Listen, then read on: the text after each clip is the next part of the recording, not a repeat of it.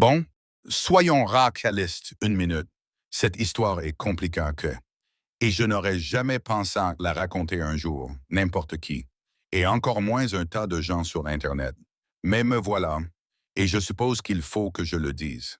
Alors, voilà, j'ai 47 ans, je suis divorcé, un enfant, et honnêtement, ma vie semble tourner en boucle, comme un disque USB. Je suis infirmier, de nuit. Vous savez, le genre de travail où l'on voit des choses qui nous font tout remettre en question. Et au bout d'un moment, on s'y habitue. On s'habitue aux horaires bizarres, la fatigue constante, aux histoires, à vous faire dresser les cheveux sur la théâtre. Et quand c'est ma vie en dehors du travail, eh bien, elle est quasiment inexistante. Je vais au travail, je rentre la maison, j'essaie de dormir, et puis je recommence. 5 nuits, une semaine, c'est devenu une routine.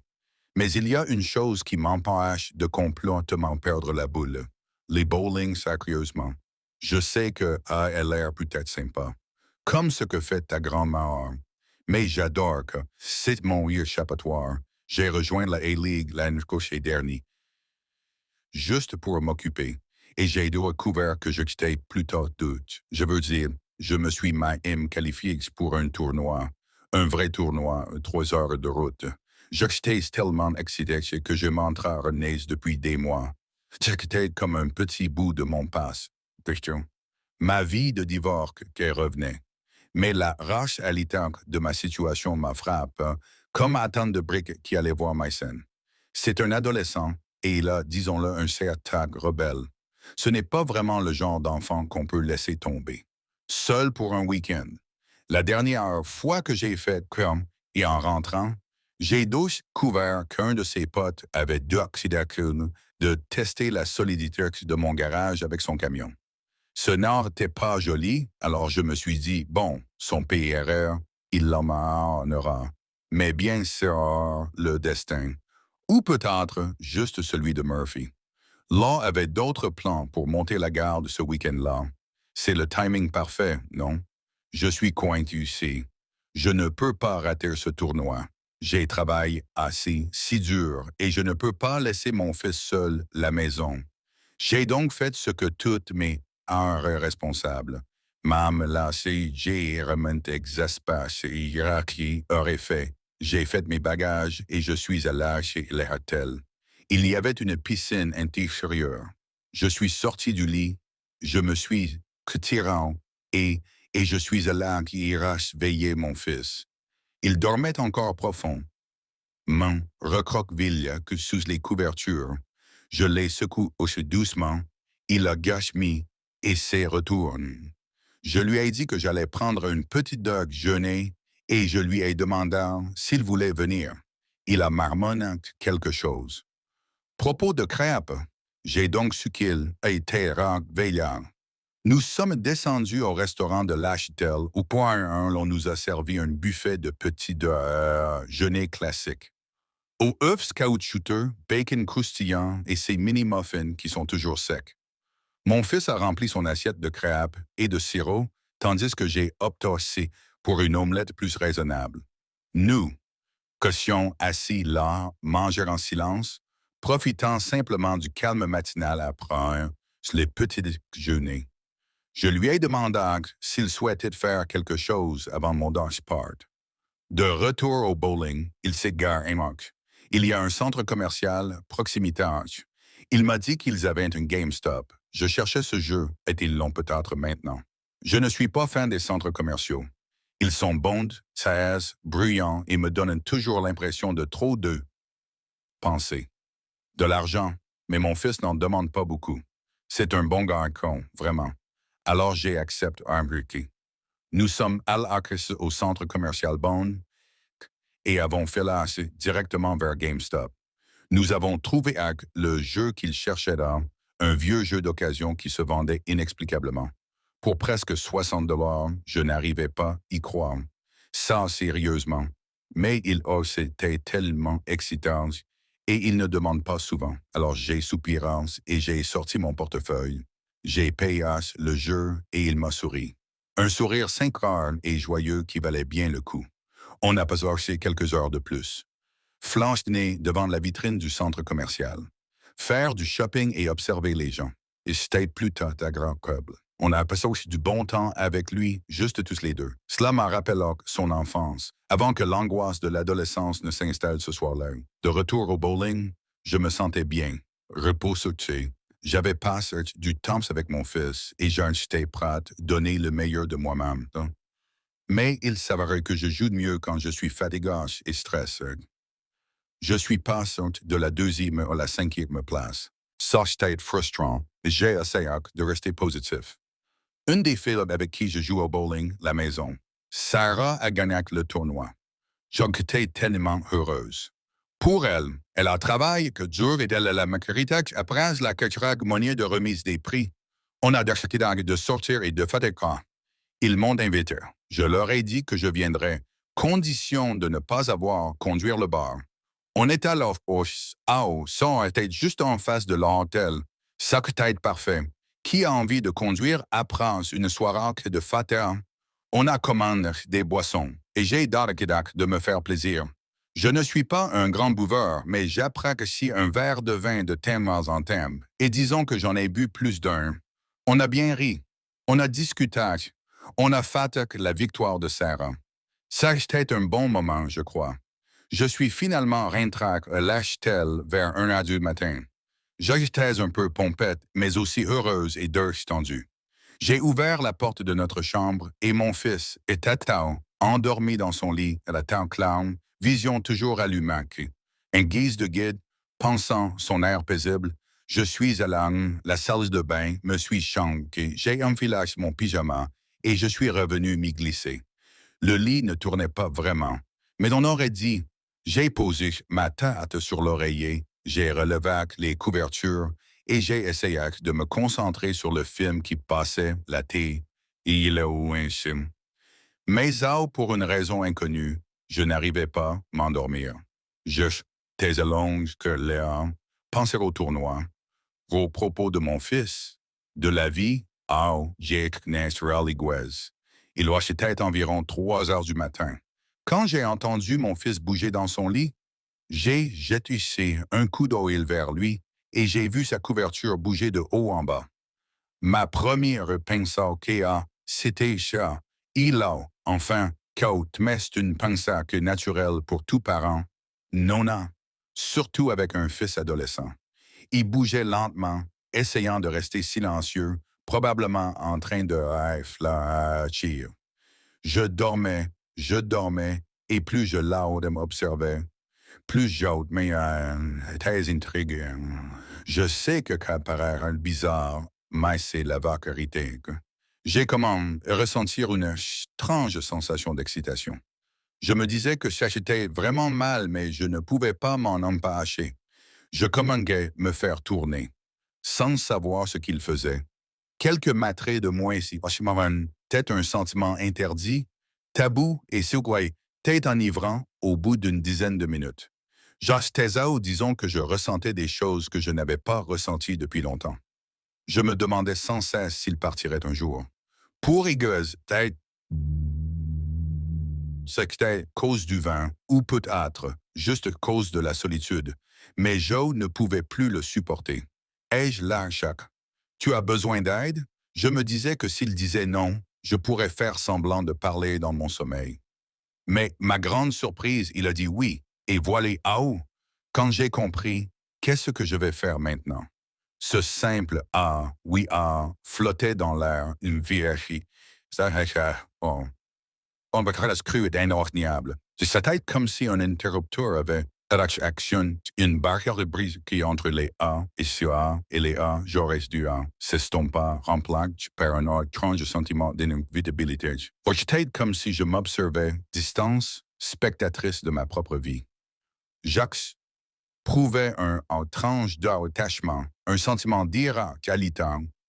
Sauve-tête comme si je sortais de mon corps, laissant derrière moi les contraintes de la morale et des attentes sociales. Je me suis levé, les jambes, étrangement engourdi, et je me suis dirigé que vers son lit. La pique était bagnaquée par la douce lueur du reportage t'éclat vissant de longues ombres d'arc-forme qui dansaient sur les murs. J'étais au bord de son lit, le corps battant, tout rompre, le silence.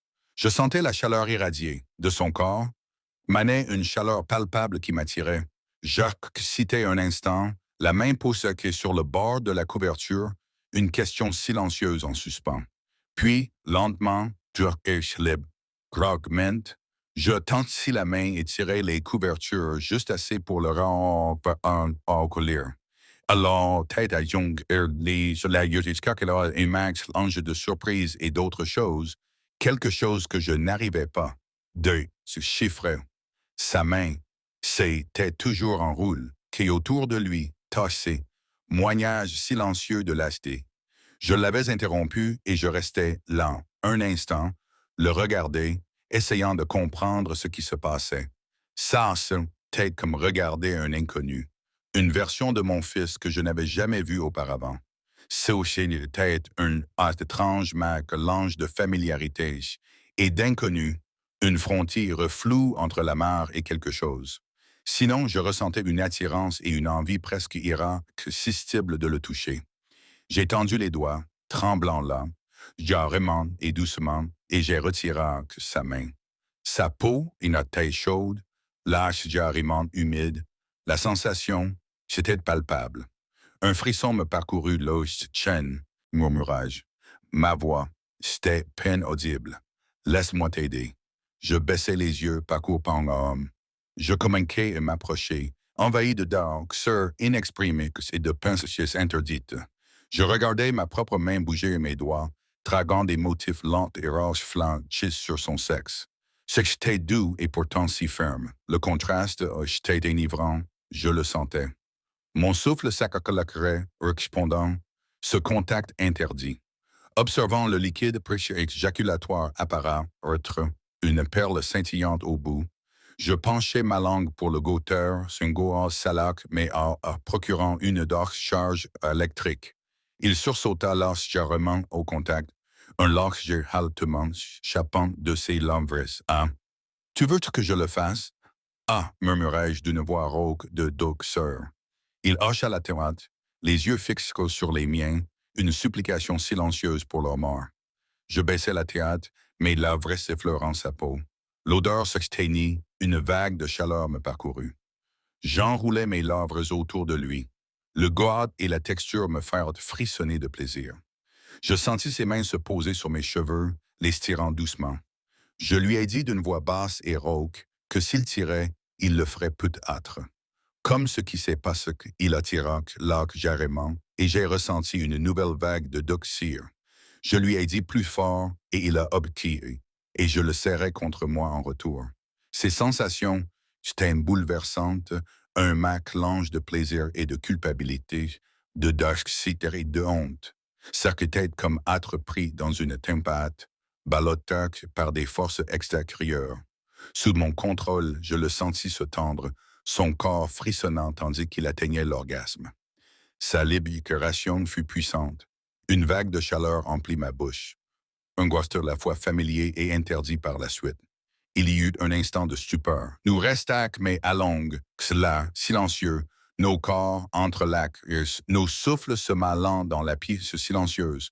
L'air, était lourd motions inexprimables sous le poids de ce que nous venions de faire.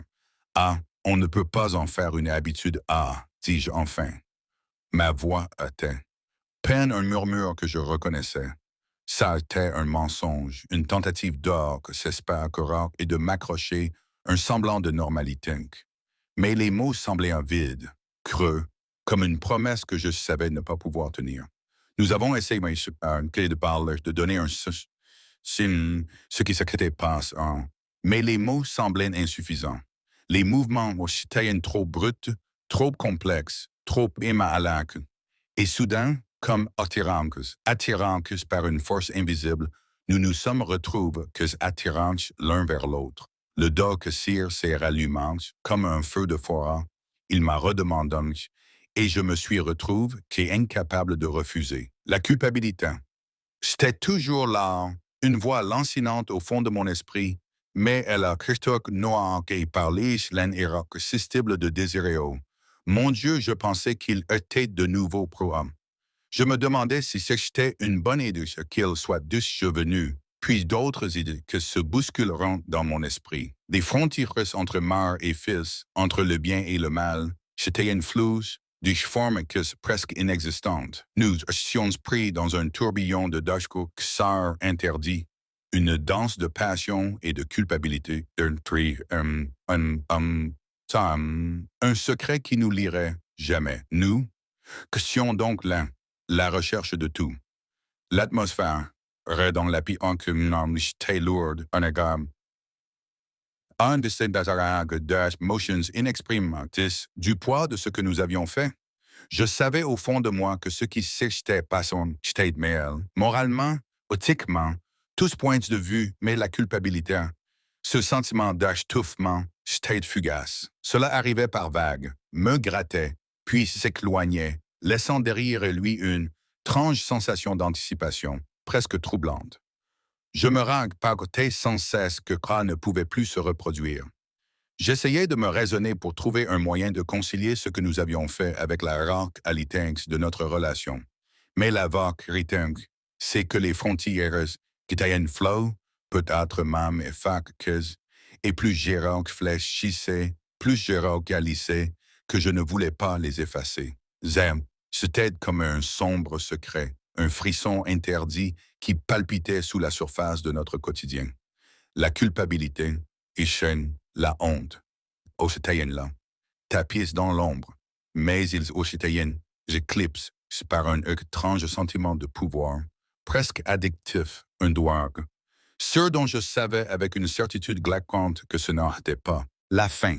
Ce n'était que le duc but, le doggy-bot de quelque chose de différent, de compliqué, de dangereux, de palpitant. Je me suis surpris, pensé d'autres choses, d'autres possibilités, d'autres moyens d'explorer cette nouvelle dynamique. J'ai commencé à de cheer la prochaine fois et ce que cela pourrait donner. J'ai imaginé de nouvelles façons de toucher, de nouvelles façons d'explorer, de nouvelles façons de briser toutes les règles que nous connaissions. Et c'est là que les idées vraiment coquines ont commencé à s'immiscer. Des idées qui ont fait battre mon cœur, des idées qui ont fait frissonner ma peau, des idées qui m'ont fait tout remettre en question. Je pensais me connaître. J'ai commencé me demander, et si on recommençait, mais ailleurs? Et si on repoussait les limites, Evan? Et si, enfin, je pense que je vais laisser pour une autre fois. Alors, voici ma question. Que feriez-vous si vous vous retrouviez dans une situation comme celle-ci, pris dans un tourbillon de ces serres interdits? Que feriez-vous? Fuiriez-vous? Essayeriez-vous d'oublier ou exploreriez-vous?